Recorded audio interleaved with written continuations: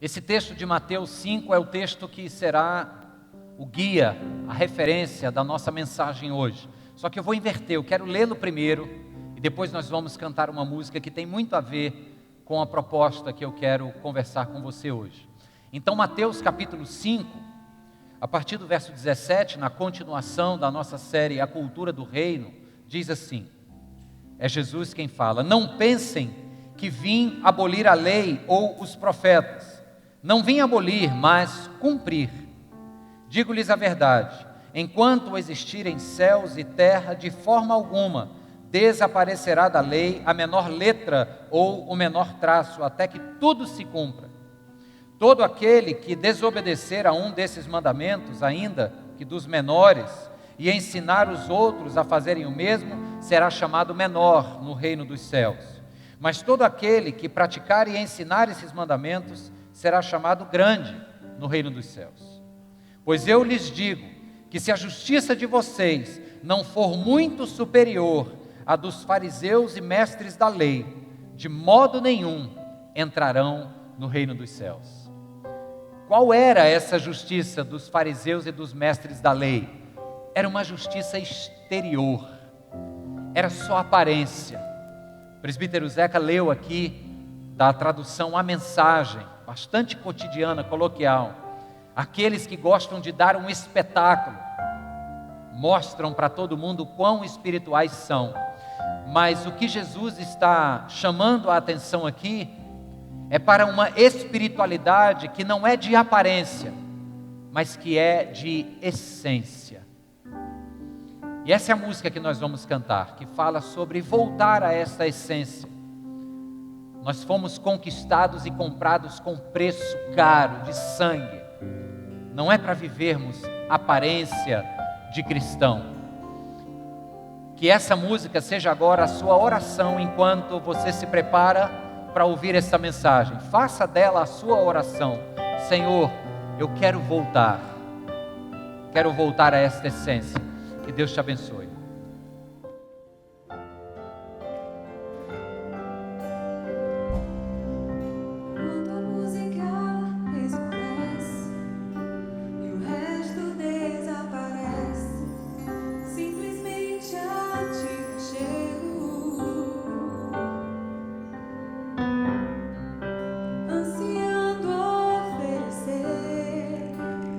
Algo de valor pra abençoar.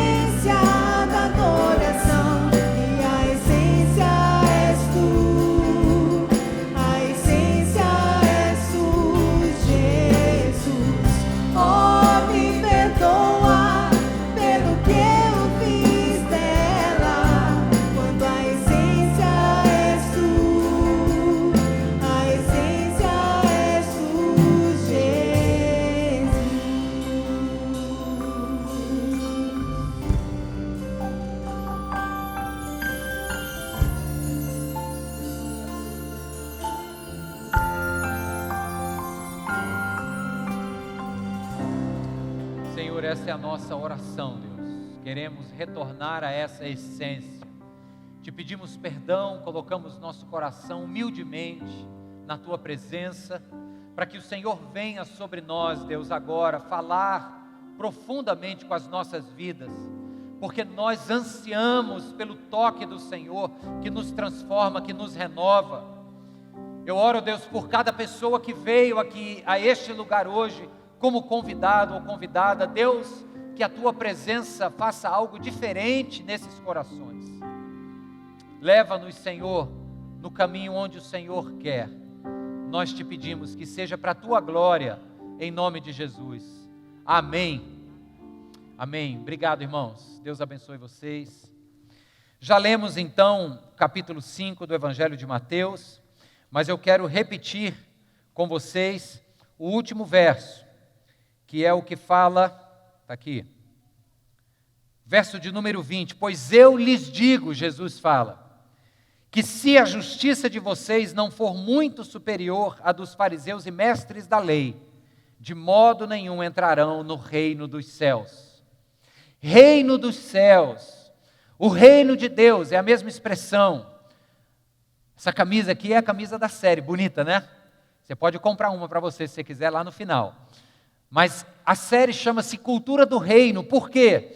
Porque nós entendemos que o povo de Deus foi chamado para viver a partir de valores, de compreensões, de prioridades. O povo de Deus foi chamado a dar prioridade ao que é importante. E onde é que eu encontro essas prioridades? Onde é que as coisas são importantes? Pois bem, é na cultura do reino de Deus. Existe um jeito de fazer, um jeito de viver, um jeito de me relacionar com as coisas. E é sobre isso que a gente vai falar hoje. Nós já falamos sobre alguns temas, já faz 3 semanas que nós começamos a nossa série.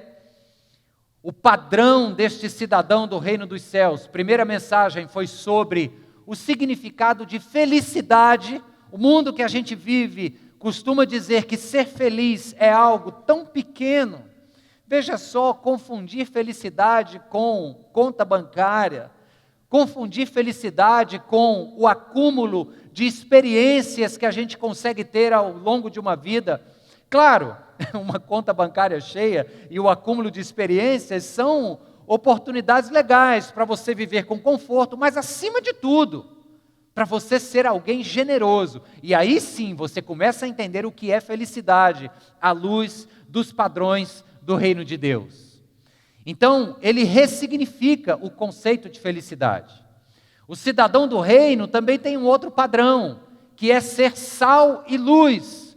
Entender que a sua vida existe para que você cause um impacto, para que você seja uma referência, para que você, como falamos domingo passado, salgue. E salgar na época de Jesus significava conservar um mundo que está em estado de putrefação, os valores cada vez mais desgastados e invertidos.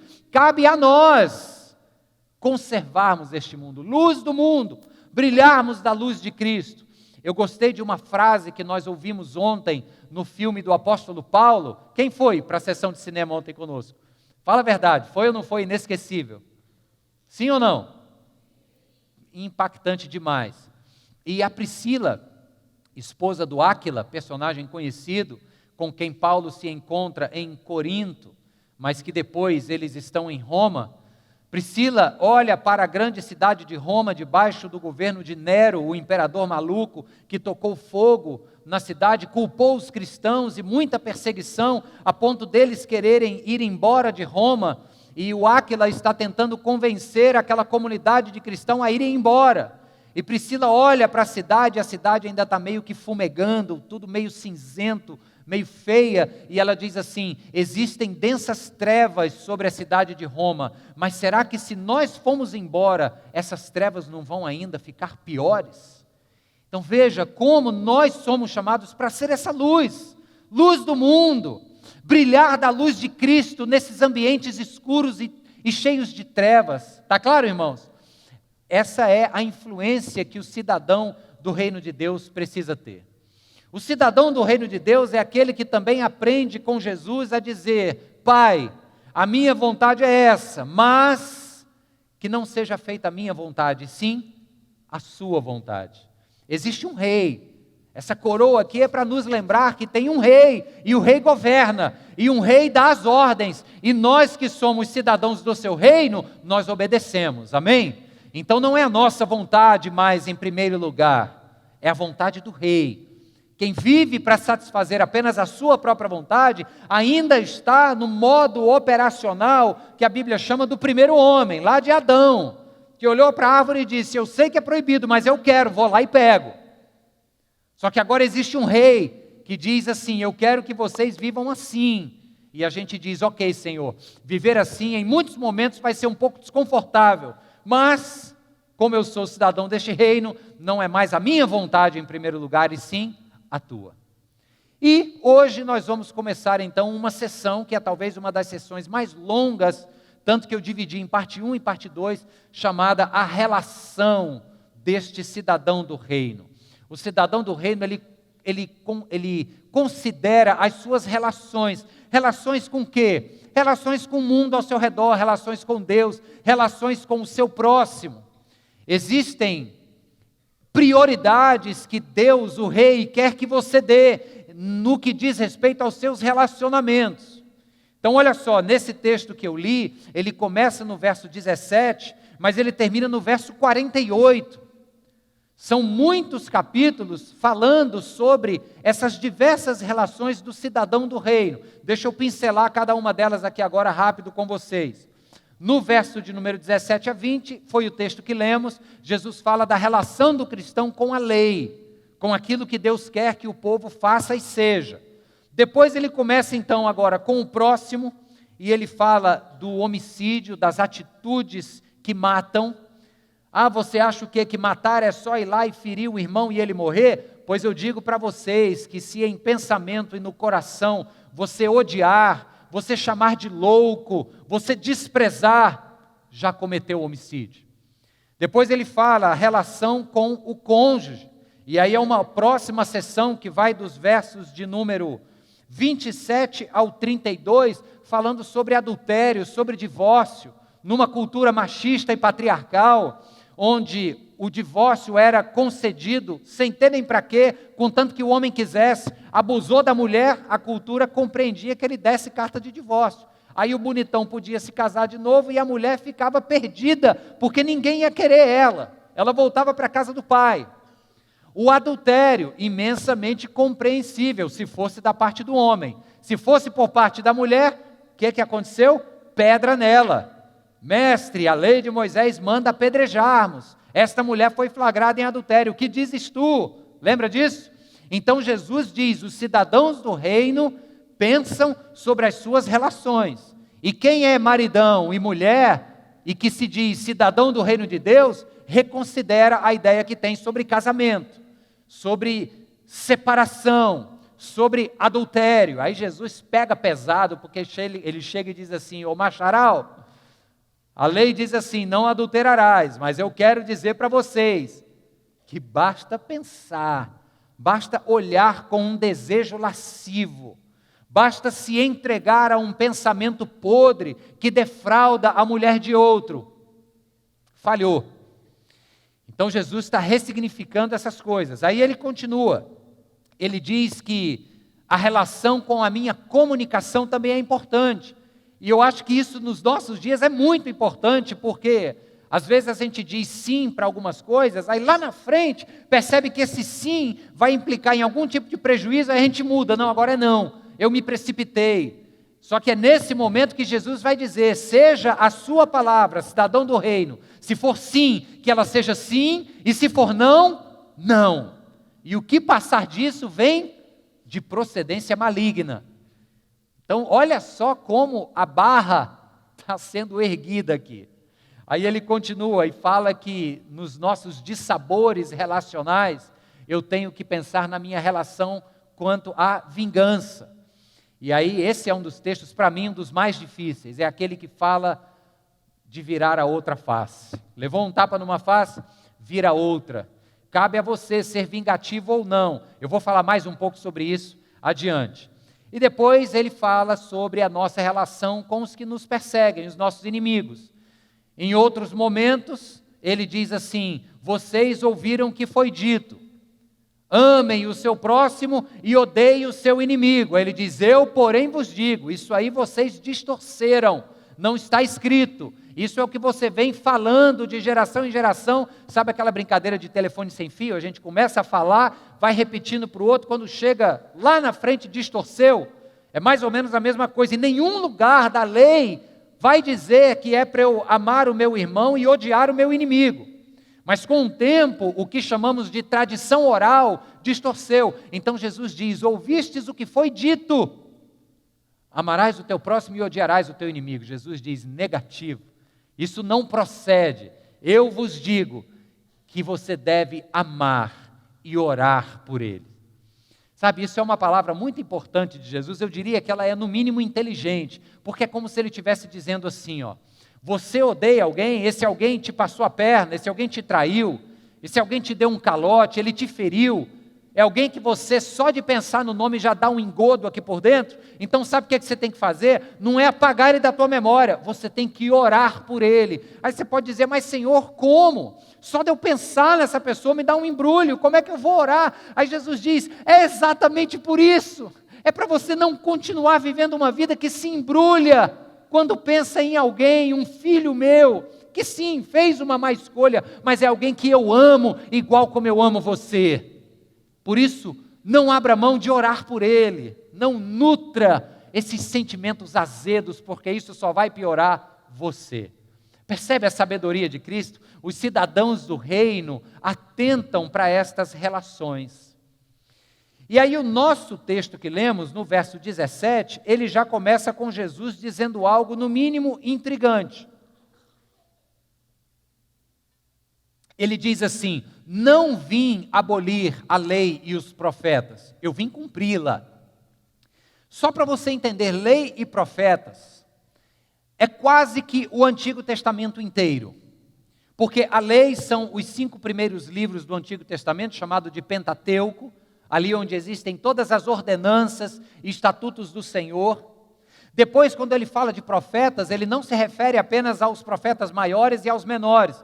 Ele também se refere aos profetas mais antigos, como Josué, como os reis e os profetas dos períodos dos reis. Então você vê que ele está compreendendo a parte do Pentateuco, a parte histórica, a parte dos profetas, e depois ainda foi anexado o livro da sabedoria de Israel, Salmo, Provérbios, Eclesiastes, Cântico dos Cânticos. Então ele diz assim: olha, eu não vim abolir o Antigo Testamento, a lei e os profetas, eu vim, na verdade, cumprir a lei.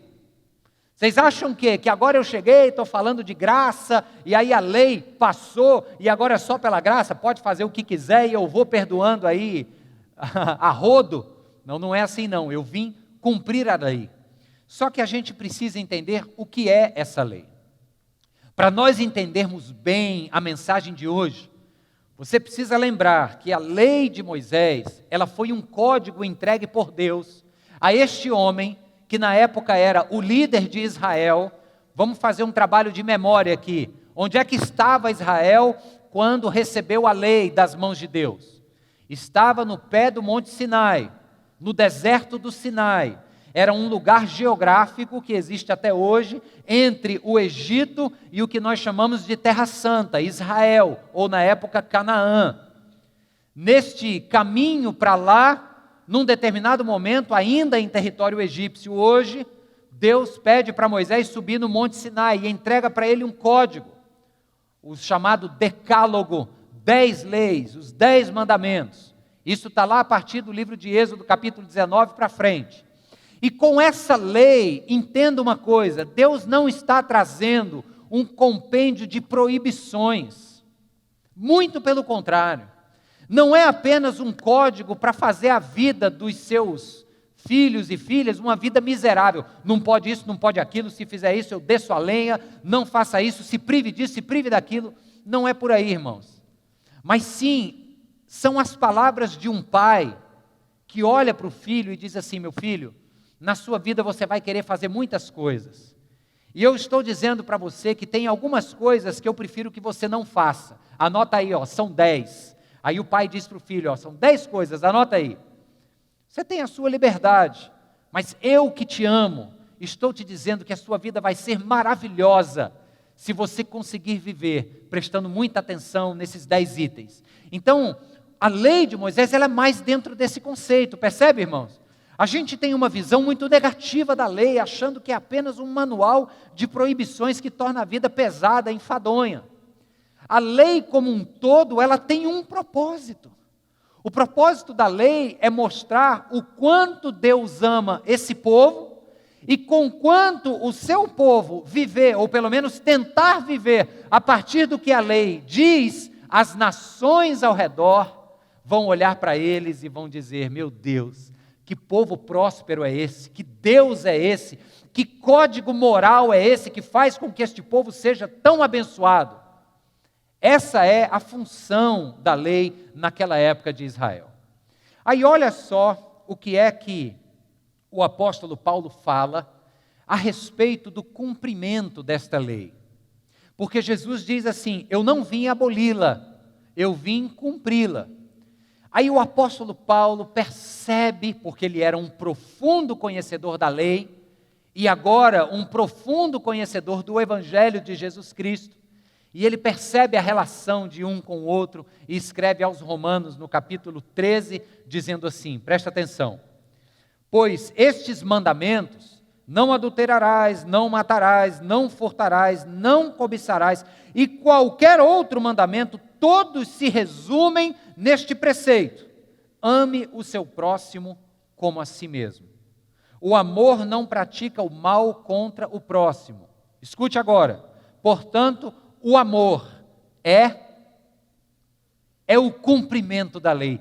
Veja só, Jesus falou: eu vim cumprir a lei. E o apóstolo Paulo nos ensina que o amor, uma vida que ama o próximo, uma vida que se entrega em amor ao próximo, isso é cumprir a lei. Está claro como é que Jesus cumpriu a lei? Sim ou não? Ou você ainda está achando que Jesus ficou com uma listinha de 10 proibições e tudo que ele ia fazer, ele olhava e dizia: opa, não está aqui não, beleza, posso fazer. Ah não, essa aqui eu não posso, me abstenho. Negativo. O código moral da lei era algo que me fazia, ou fazia Jesus, e é para nos fazer, essencialmente, amar o próximo, amar o mundo ao nosso redor. Amém, irmãos?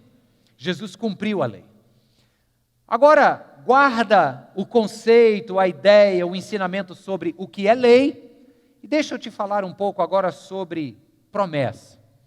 Eu quero trazer uma palavra sobre promessa, e eu vou te apresentar o tio João. Olha aí esse tiozinho aí, ó.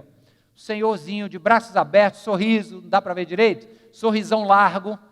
E eu quero que você pense comigo, é uma historinha apenas para você entender um conceito importantíssimo chamado promessa. O que é uma promessa? O tio João é um tio distante seu, que você não vê há muito tempo, nem sabia se estava vivo ou morto, já tem uma certa idade, mas sempre foi generoso. E ele decide então que quer doar, que quer deixar uma herança. E ele te faz uma promessa. E ele vai te deixar uma herança de quanto? Quanto que está aí? Não é 100 mil não, olha direito. 100 milhões. Aí você chega e diz: tem uma herança de 100 milhões para mim. Aí de manhã teve uma irmã que deu um glória bem alto. Aí ó, já tem glória também vindo. 100 milhões. É uma promessa que está feita. O saldo já está lá no banco, você só não tem acesso. É como se tivesse assim, ó, saldo a compensar. Mas só vai compensar depois, quando o homem morrer. Mas a promessa foi feita. Eu pergunto uma coisa para você: será que o tio João espera que você faça algo para merecer esses 100 milhões, sim ou não? Não, porque ele prometeu que vai te dar. Ele pôs um testamento, você nem sabia se o homem estava vivo ou morto, você recebeu um telegrama, é o novo telegrama, mas aí o tio João é da época do telegrama. Você recebeu uma mensagem de que ele descobriu que você é um sobrinho que está vivo e ele quer deixar a herança para você. Quando alguém promete algo para outrem, o que ele está dizendo é o seguinte: você não precisa fazer nada, eu já prometi que vou te dar. Não tem sentido alguém receber uma promessa e depois ficar vivendo o resto da sua vida tentando agradar o tio João para fazer-se merecedor daquilo. Em algum momento o tio João vai parar e vai dizer, peraí, eu já te dei, já está dado, já está no meu testamento. Você não precisa ficar tentando me agradar para conseguir algo que já é seu. Esse é o conceito de promessa, está claro, queridos? Agora vamos juntar os dois, lei e promessa, porque isso às vezes a gente se confunde, e para entender o que Jesus está dizendo aqui no Sermão do Monte, você precisa ter isso claro na mente. Quem veio primeiro? A lei de Deus ou a promessa de Deus? Muito importante, talvez você nunca tenha parado para pensar nisso, mas olha só que importante isso aqui agora. Em Gênesis capítulo 12, Deus faz uma promessa para Abraão. E os dois elementos da promessa que Deus faz a Abraão seriam para nós o equivalente talvez a 100 milhões de reais. Porque Deus promete uma descendência numerosa. Olha o Abraão olhando para as estrelas ali. Ele olha e vê tanta estrela e Deus diz, pode tentar contar, você não vai conseguir contar e eu quero te dizer que a tua descendência será tão numerosa quanto essas estrelas. E outra coisa que Deus promete, olha ao seu redor, norte, sul, leste e oeste, onde a sua vista alcançar, é a terra que eu vou te dar. Então olha só, duas coisas, descendência numerosa e terra para habitar. Essas duas coisas eram a maior bênção que um homem da antiguidade poderia esperar, ou poderia perseguir, tentar conquistar. Ter muitos filhos e ter uma terra, de preferência vasta, imensa, para prosperar nela. Está claro, queridos? Então Deus promete para Abraão que vai fazer dele um povo, que esse povo vai ser abençoado e vai ser numeroso, e que esse povo vai habitar numa terra que é tão farta que mana leite e mel. Dela flui esta fartura de itens da culinária da época, leite e mel. Então o presente que Deus está dando para Abraão em promessa é muito grande. Aí no capítulo 15, Abraão está meio ressabiado, o nome dele ainda era conhecido por Abrão. E no capítulo 15 de Gênesis, o Abrão ainda está meio assim na dúvida, será que vai mesmo? A escrava já teve filho, minha mulher não teve filho, cadê a tal promessa? Eu saí de Ur dos Caldeus, onde era a Babilônia, estou aqui agora, não vi terra nenhuma, cadê esta promessa? Aí Deus diz, ok Abrão, eu vou fazer uma aliança com você, um pacto, para, como se fosse lavrar aqui, para a gente homologar a promessa que eu te fiz. E aí, gente, capítulo 15 de Gênesis, ali tem o relato de um modelo de aliança que era feito entre povos na antiguidade, que para nós soa muito estranho. Talvez você até se assuste, porque você não lembra ou pode não lembrar que isso está lá, mas está lá, Gênesis 15. O modelo de aliança era o seguinte, as duas partes que iriam compor uma aliança entre si, eles pegavam animais, nós estamos falando de uma época onde havia um regime sacrificial de animais, pegavam-se esses animais, partia-se o animal ao meio, sacrificava o animal, torava o bicho em duas partes, e poderia ser um animal ou vários animais. Gênesis 15 foram vários animais, diz o texto lá que só não partiram as rolinhas e as pombas, mas os carneiros, os bois, está tudo partido. Coloca uma banda de um lado, uma banda do outro. Tu imagina a sangueira. E diz que no cair da tarde, aves de rapina vieram querer comer aquelas carcaças. E o Abrão ficava espantando, até que Deus chega. As partes desta aliança são Deus e Abrão. Deus diz, eu vou estabelecer uma aliança com você para ratificar a promessa que eu lhe fiz. Aí diz o texto que Deus manda densas trevas sobre Abrão e ele cai num sono. E enquanto ele está ali naquele sono meio que acordado, diz que entre os animais passa uma torre de fogo esfumaçante. Era a presença de Deus.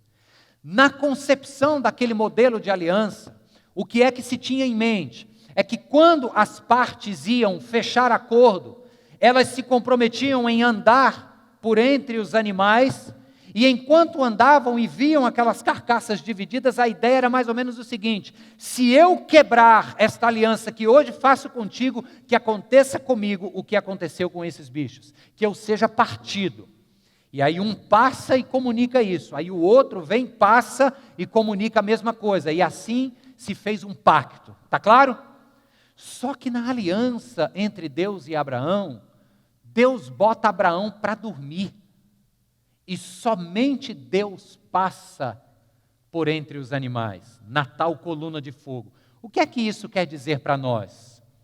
Isso quer nos dizer, queridos, que a promessa que Deus fez a Abraão, de quem nós somos herdeiro, que portanto também somos herdeiros dessa promessa, a promessa que Deus fez de fazer-nos prosperar em uma terra próspera, de dar-nos uma descendência próspera. Em outras palavras, a promessa que oferece a mim e a você salvação, porque em última análise, é isso que Deus estava oferecendo a Abraão, um povo que seria chamado povo dele, exclusivo dele.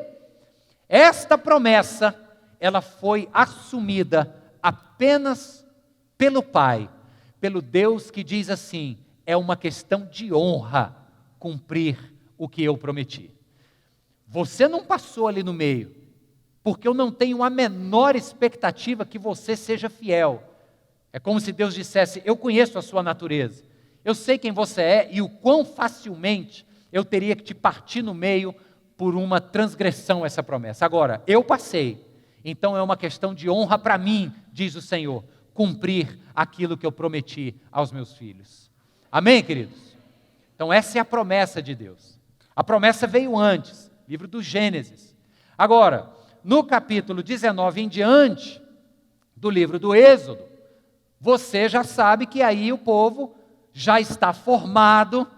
Os descendentes de Abraão, de fato, resultaram num povo extremamente numeroso, e esse povo numeroso que ficou cativo no Egito foi liberto, e agora está na terra, quer dizer, está a caminho da terra, estava no deserto, e lá no deserto Deus então manda a lei, e é como se nesse momento Deus estivesse continuando o seu plano, dizendo o seguinte, olha a relação de um com o outro: eu lhes fiz uma promessa, e eu estou cumprindo a minha parte da promessa. Tirei vocês da escravidão, já fiz vocês numerosos, estou levando vocês para a terra que prometi, agora eu tenho esse código aqui para vocês. São 10. E eu quero que vocês vivam a partir deles. Não que sejam 10 proibições para fazer a tua vida pesada e chata, como nós já falamos, mas são 10 instruções que, se você perseguir para colocá-las em prática, você vai experimentar uma vida plena e abundante. E quem está ao seu redor vai olhar e vai dizer: meu Deus, que povo é esse? Que estilo de vida é esse? Então Deus diz, está aqui a lei. O apóstolo Paulo precisou ensinar aos Gálatas sobre esta relação entre promessa de Deus e lei. Sabe por quê? Porque lá na Galácia, nos tempos antigos de Paulo, os cristãos recém-convertidos estavam com uma péssima mania que aqui e acolá nós também temos, que é achar que eu preciso fazer por merecer a herança que já me foi dada, que se eu cumprir os preceitos da lei, sem falta, se eu não furar uma programação da igreja, se eu não deixar de dar meu dízimo, se eu orar todo dia, se eu ler a Bíblia inteira num ano, se eu não falhar em nada disso, aí Deus tem uma obrigação de me dar o que Ele prometeu. É como se, aí o apóstolo Paulo pega a carta aos Gálatas e diz assim: como é? Deus prometeu já, como assim? Você tem que fazer algo para ganhar o que já lhe foi prometido. Olha o que é que ele diz aqui, no capítulo 3 da carta aos Gálatas, diz assim: pois, se a herança depende da lei, já não depende de promessas. Deus, porém, concedeu-a gratuitamente a Abraão, mediante promessa. Ele está falando o seguinte: a promessa não depende da lei. A promessa já foi prometida. A bênção de Deus para Abraão já foi dada. E o povo ainda está achando que tem que cumprir mandamento para ganhar essa bênção. A bênção já foi dada. É ou não é, queridos? Puxa para nós agora. É ou não é? Que às vezes a gente acha que a gente tem que fazer muita coisa para conquistar uma bênção de Deus que já nos foi dada na cruz do Calvário. É ou não é, irmãos? A frase do Philip Yancey para mim é genial. Não há nada que você faça ou que você deixe de fazer que fará Deus te amar mais ou menos. Ele te ama e ponto. Aleluia! Ele só não vai querer e não vai admitir que você viva uma vida medíocre. Jesus Cristo cumpriu a lei por quê? Olha o que diz aquele verso lá de Romanos 13. Porque o amor que não pratica o mal com o próximo é o cumprimento da lei. Jesus diz, você quer viver a lei? Então ame o próximo. Você não vai conseguir tudo, é verdade. Você não vai ficar 100%, é verdade. Mas não ache que isso vai te fazer perder a bênção. Talvez você perca de viver uma vida plena e abundante, enquanto insistir no seu pecado. Mas se você se converter desses pecados, se arrepender deles, entregar o seu coração a Cristo, e decidir fazer o que Cristo fez, ou seja, amar o seu próximo, o seu cônjuge, o seu colega de trabalho, o mundo ao seu redor, se você decide por isso, espelhar quem Cristo foi na sua vida, você estará cumprindo a lei e vai viver uma vida plena e abundante. Amém, irmãos? O texto que lemos, verso 19, diz que todo aquele que desobedece à lei, ainda que o menor desses mandamentos da lei, e ensina os outros a fazerem o mesmo, será chamado menor no reino dos céus. Veja, aí ele não está dizendo que vai ser expulso do reino dos céus. Aí ele não está dizendo que não vai herdar o reino dos céus. Ele está dizendo que quem não cumpre, quem não busca viver esta vida, pode até estar no reino dos céus, mas vai ser o menor. Em outras palavras, vai viver uma vida medíocre aqui, vai deixar de experimentar tanta coisa maravilhosa que o Senhor Jesus conquistou para você. Está claro, irmãos? Eu quero ser cidadão do reino dos céus, mas eu não quero ser chamado de menor. Por que isso? Não porque eu queira ser o maior, mas porque eu sei que quem busca viver como Deus quer, experimenta uma vida plena e abundante. E é isso que eu quero. Aleluia. Deixa eu continuar. Amém. Louvado seja o Senhor. Você concorda comigo que se nós ficarmos entregues a nós mesmos, fazer as coisas a partir da nossa própria vontade, puxa vida, eu sei que eu tenho que amar o próximo. Ah não, mas meu próximo são só aqueles que não pisaram no meu calo.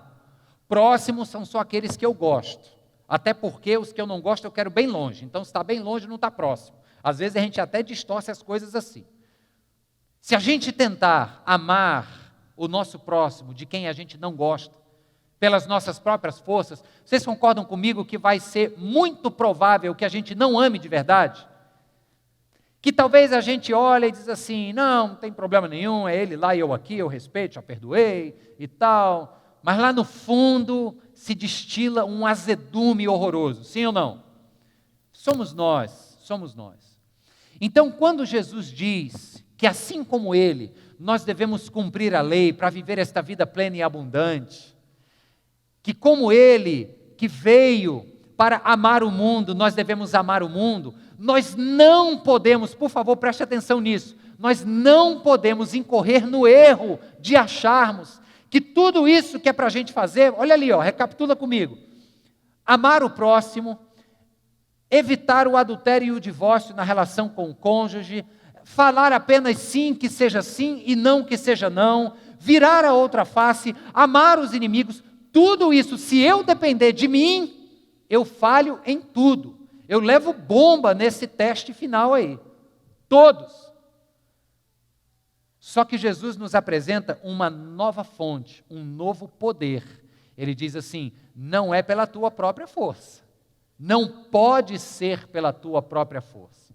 Ele fala do Espírito Santo de Deus. Quando ele cita Isaías 61, lá no capítulo 4 do Evangelho de Lucas, Jesus está dentro de uma sinagoga e ele lê no livro dos profetas o capítulo 61 de Isaías, que diz o quê?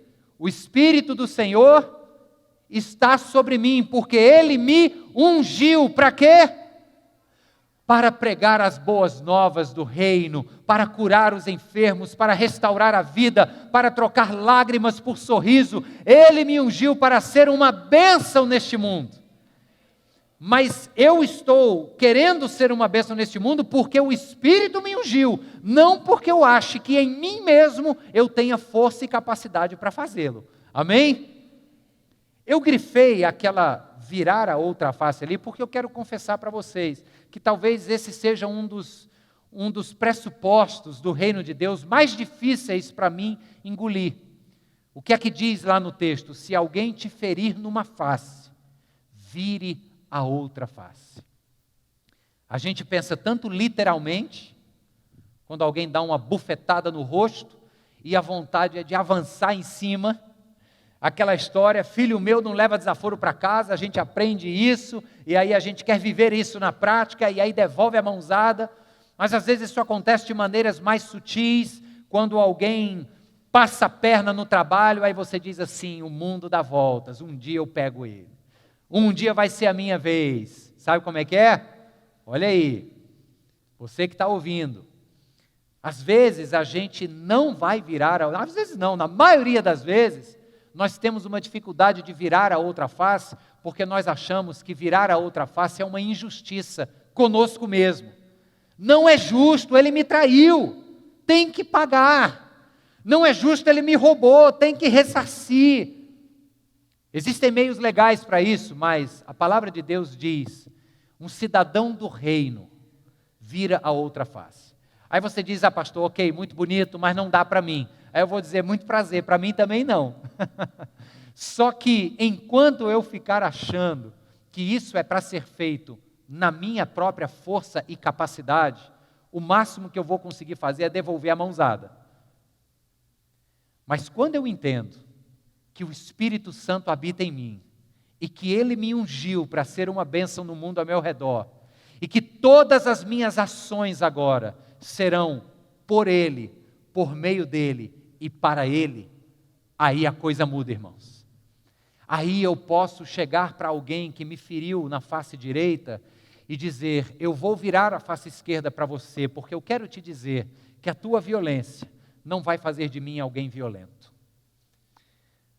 Quando alguém trai, passa a perna, mente, me prejudica, eu posso virar a outra face na força do Espírito Santo e dizer assim, a tua traição, a tua sem-vergonhice, a tua canalice não vai fazer de mim um canalha, um sem-vergonha ou um traíra. Ou seja, queridos, a violência do mundo não pode atingir os cidadãos do reino e torná-los violentos. Agora está na tua mão o direito de resposta. Você quer agir apenas como alguém que é movido pela sua própria força e vontade, aí pode plantar mãozada. Você vai perder a vida plena e abundante. Mas quem quer viver guiado pelo Espírito, cidadão do reino de Deus, guiado pelo Espírito, vai virar a outra face. Amém? Esse é um amém difícil, que a gente concorda aqui, o difícil é na hora da mãozada, não é não? E a vida nos dá mãozadas, a vida nos passa a perna, pessoas são más, nós inclusive, pessoas maquinam para fazer o mal. Não se preocupe que eu não estou falando daquele mal dos genocidas, dos tiranos, dos governantes déspotas da história que mataram milhões. Não vai se comparar com esses extremos, porque senão você vai ser a melhor pessoa do mundo. Mas vamos todo mundo nos colocar dentro do mesmo saco chamado humanidade, que infelizmente é regida pelo pecado. E aí nós vamos concordar, pessoas maquinam o mal em benefício próprio, inclusive eu e você, sim ou não? Mas é pela força do Espírito Santo. E a Bíblia tem inúmeros exemplos sobre como isso aconteceu.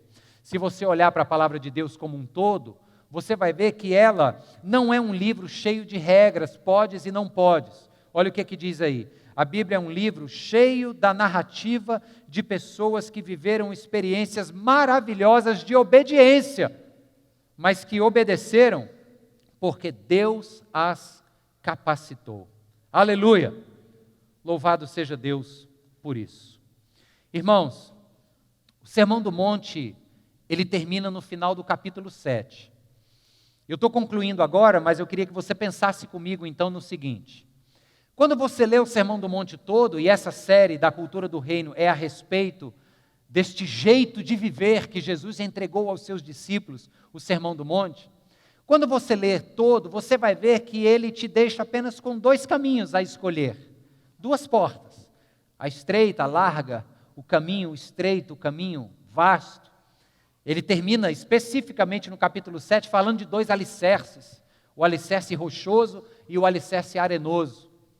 Depois de ler tudo isso, você sai daqui hoje com essas 2 opções na mão. Só que eu quero te chamar a atenção para algo importante. O Sermão do Monte, ele não chega no seu final oferecendo a opção de obedeça e seja salvo, não obedeça e vai para o quinto dos infernos. Não é isso que o Sermão do Monte diz. O Sermão do Monte, ele apresenta 2 caminhos, como assim, o caminho do que faz abnegadamente as coisas, ou seja, através da graça, através de Jesus Cristo, através da força do Espírito Santo, e o caminho daquele outro que também faz, mas que faz pelas motivações erradas, pelo mérito. É como o sujeito que quer fazer por merecer a promessa do tio João. Sabe a promessa do tio João? Que dá 100 milhões para aquele que vai ser o herdeiro? Existem 2 caminhos. O primeiro caminho talvez seja dessas pessoas que querem conquistar os 100 milhões pelo mérito,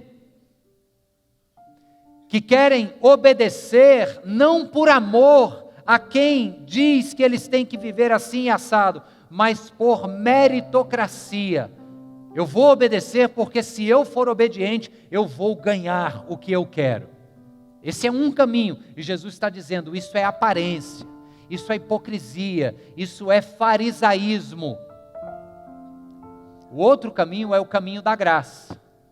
É o caminho que eu e você somos chamados a trilhar hoje. O caminho da essência. Que diz assim, puxa, a lista é difícil, mas não é na minha força, é na força do Espírito Santo de Deus. As prerrogativas são altas demais, virar a outra face, como assim? Mas a violência do mundo não vai me fazer violento. E eu consigo dizer isso, se o Espírito Santo me capacitar. Sabe, o tio João podia deixar 100 milhões e ajudar a vida de um bocado de gente. Mas eu quero te dizer de alguém que deixou algo muito mais valioso como promessa. Jesus Cristo, que na cruz do Calvário também abriu os braços. Lembra do tio João de braços abertos? Jesus abriu os braços. Jesus cumpriu a lei, primeiro, porque ele foi obediente até a morte. O presbítero Zeca leu na nossa abertura do culto hoje, o texto de Paulo aos Filipenses, que diz que ele foi obediente até a morte e morte de cruz. Jesus cumpriu a lei, porque obedeceu. Mas tem uma outra forma de nós cumprirmos a lei. Quando a gente falha, a lei coloca uma pena para ser paga. Se você pagar esta pena, você estará quite, não é verdade? Você cumpriu. Jesus cumpriu a lei, como disse, primeiro porque obedeceu, segundo porque ele pagou a pena. Havia uma pena a ser paga, uma transgressão foi feita, nós transgredimos, não foi ele foi obediente, nós transgredimos. Aí Jesus disse, eu os quero tanto comigo, que eu vou pagar essa penalidade. E ele fez isso de braços abertos. 100 milhões de dinheiros ficaram desse tamanhozinho aqui, diante da generosidade daquele ato. E aquele ato foi feito para que eu e você não nos conformemos com uma vida de aparência religiosa. Que a gente não se entregue a esta cultura religiosa do nosso meio, do nosso país, tão comum, infelizmente tão comum nas nossas igrejas, de pessoas que entendem que Deus, Bíblia, mandamentos, Espírito Santo são assuntos para serem visitados apenas no domingo. Gente, isto é um câncer, isto mata a vida espiritual. Jesus levou isso tão a sério, que boa parte desse sermão Jesus bate contra isso para expor este mal, este câncer na vida dos fariseus. Uma religiosidade domingueira, no caso deles, uma espiritualidade de aparência nas sinagogas e no pátio do templo. O que Jesus está dizendo é o seguinte: olha, sejam uma bênção no domingo lá na sua igreja, levantem as mãos, adorem com liberdade, dancem à vontade, porque isso agrada ao Senhor. Agora, na segunda-feira, sejam ainda mais crentes, na terça mais ainda, na quarta, na quinta, no sábado mais ainda, e no domingo vai apenas agradecer a Deus, que de segunda a sábado te capacitou a dizer os nãos que você precisou dizer, que te capacitou a perdoar aquele a quem você queria, na verdade, era matar. Vai domingo lá para agradecer a Ele, dizer: Senhor, o que seria de mim se o Senhor não tivesse me capacitado a tudo isso? É isso que Deus quer, e foi isso que Paulo percebeu, quando escrevendo também aos Coríntios. Ele conclui o seu pensamento dizendo: portanto, quer vocês comam, quer vocês bebam, façam tudo para a glória de Deus. Que de segunda a segunda-feira as nossas vidas, as nossas relações sejam para honrar o que foi feito por nós, a promessa que nos foi dada, e que Deus nos dê poder do alto para perdoar, para abrir mão, para amar, para cumprir a lei, para viver uma vida plena e abundante. Que Ele te abençoe em nome de Jesus. Amém. Aleluia. Glória a Deus.